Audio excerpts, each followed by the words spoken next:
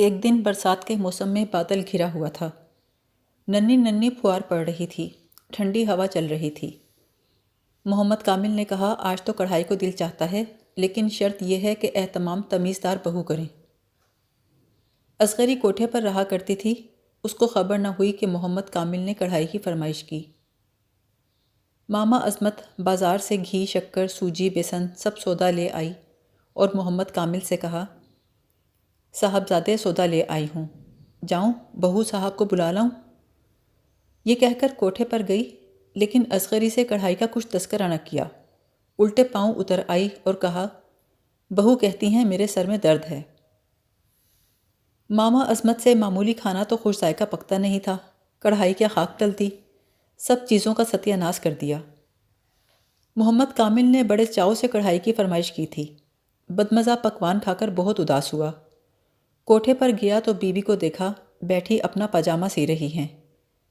جی ہی جی میں ناخوش ہوا کہ سینے پیرونے کو سر میں درد نہیں، اور ذرا سی کڑھائی کو کہا تو سر درد کا بہانہ کر دیا۔ یہ پہلی ناخوشی محمد کامل کو اصغری سے پیدا ہوئی۔ میاں بیوی میں بگاڑ اسی طرح چھوٹی چھوٹی باتوں سے پیدا ہوتا ہے۔ چھوٹی عمر میں عقل، مصلحت، دور اندیشی نہ میاں میں ہوتی ہے نہ بیوی میں۔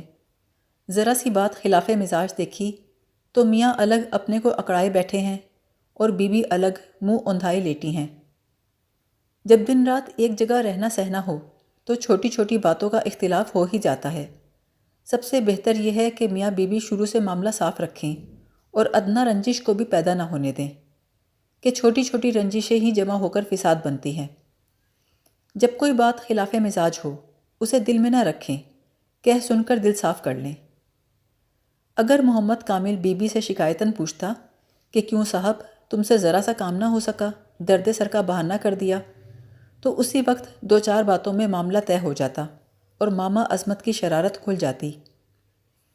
لیکن محمد کامل نے منہ پر تو لگائی مہر اور دل میں شکایت کا دفتر لکھ لیا۔ اصغری کو محمد کامل کی کم التفاتی سے کھٹکا ہوا۔ ساس کو دیکھا تو ان کو بھی کسی قدر مقدر پایا۔ حیرت میں پڑ گئی کہ الہی کیا ماجرا ہے۔ ابھی یہ بات طے ہوئی نہیں تھی کہ ماما نے ایک اور شرارت کی۔ ایک دن محمد کامل کی ماں نے ماما عظمت سے کہا، رمضان کی آمد ہے، چھوٹے بڑے سب برتن کلئی کرانے ضروری ہیں۔ مکان میں برس بھر سے سفیدی بھی نہیں ہوئی۔ لالا ہزاری مل سے کہو عید کے خرچ کے لیے 50 روپے قرض دے دے۔ ماما عظمت نے کہا، تمیزدار بہو تو اپنی ماں کے ہاں جائیں گی، تحصیلدار صاحب آنے والے ہیں، ضرور دونوں بیٹیوں کو بلوائیں گے۔ تمیزدار بہو کا ارادہ ہے کہ باپ کے ساتھ پہاڑ پر جائیں۔ بہو صاحب جائیں گی تو چھوٹے صاحبزادے بھی جائیں گے۔ پھر بیوی تمہارا اکیلا دم ہے، مکان میں سفیدی ہو کر کیا ہوگی اور برتن کلئی ہو کر کیا ہوں گے؟ اور ہزاری مل کمبخت تو ایسا بے مروت ہو گیا ہے کہ اس کا آدمی ہر روز تقاضے کو دروازے پر آتا ہے، وہ اور قرض کیوں کر دے گا؟ یہ سن کر محمد کامل کی ماں سرد ہو گئی۔ بات تو سرد ہونے کی ہی تھی۔ میاں لاہور میں نوکر تھے، برسوں گھر کی شکل نہ دیکھتے تھے، بس 6-8 مہینے میں جو خیال آتا تو خرچ بھیج دیتے۔ رہا محمد عاقل تو پہلے ہی ماں سے الگ ہو چکا تھا، ایک صرف محمد کامل کا دم تھا، اس کے گئے پیچھے تو گھر میں اکیلا پن تھا۔ محمد کامل کی ماں نے پوچھا، اری عظمت سچ بتا، تمیزدار بہو کیا ضرور جائیں گی؟ ماما بولی، بیوی جانے نہ جانے کی تو خدا جانے، جو سنا تھا کہہ دیا۔ محمد کامل کی ماں نے کہا، اری کس سے سنا؟ ماما بولی، اے بیوی، کفایت النساء سے میں نے 2 روپے ادھار مانگے تھے، اس نے کہا میں دے تو دیتی لیکن پہاڑ پر جانے والی ہوں، بس اتنی دیر ہے کہ تحصیلدار صاحب آئیں، سو عید کی صبح سب روانہ ہو جائیں گے۔ اور بیوی سننے پہ کیا منحصر ہے، کیا تم کو تمیزدار بہو کے ڈھنگوں سے سمجھ نہیں آتا؟ پہلے تو وہ گھر کا کام کاج دیکھتی بھالتی تھیں، اب تو کوٹھے سے نیچے اترنا بھی قسم ہے، اور باپ کے خط ہیں کہ ایک پر ایک چلے آتے ہیں، سوائے اس کے کون سا معاملہ ہے؟ یہ حال سن کر محمد کامل کی ماں سناٹے میں رہ گئی، اسی سوچ میں بیٹھی تھی کہ محمد کامل مدرسے سے آیا۔ ماں نے کہا، بیٹا ایک بات پوچھتی ہوں، سچ سچ بتاؤ گے؟ محمد کامل نے کہا، اماں بھلا ایسی کون سی بات ہے جو تم سے چھپاؤں گا؟ ماں نے جو کچھ ماما سے سنا تھا حرف بہ حرف محمد کامل سے کہہ دیا۔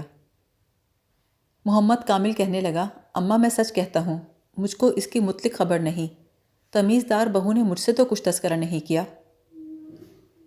محمد کامل کی ماں کہنے لگی، کل کا بچہ ہم ہی سے باتیں بناتا ہے، بھلا اتنی بڑی بات ہو اور تجھ کو خبر نہ ہو۔ محمد کامل نے کہا، تم کو یقین نہیں آتا؟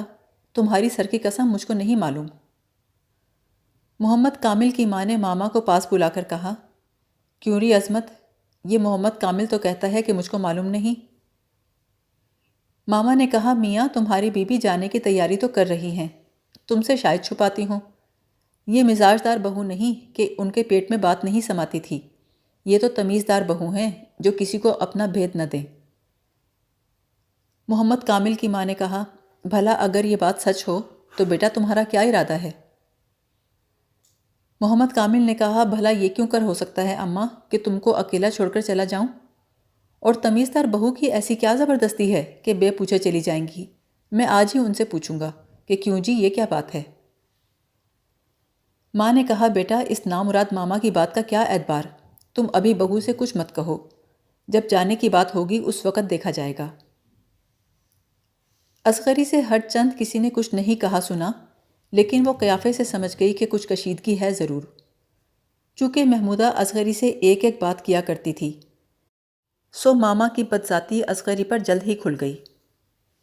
وہ سمجھ گئی کہ اس طرح کی باتوں سے ماما عظمت اصغری کو ساس اور میاں سے برا بنانے کی فکر میں ہے، لیکن اصغری ایسی احمق نہ تھی کہ بگڑ بیٹھتی۔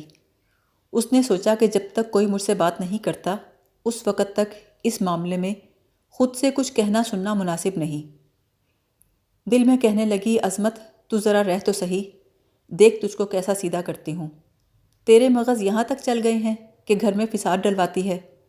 انشاءاللہ تجھ کو وہاں ماروں گی کہ پانی نہ ملے، اور ایسا اجاڑوں گی کہ محلے میں آنا نصیب نہ ہو۔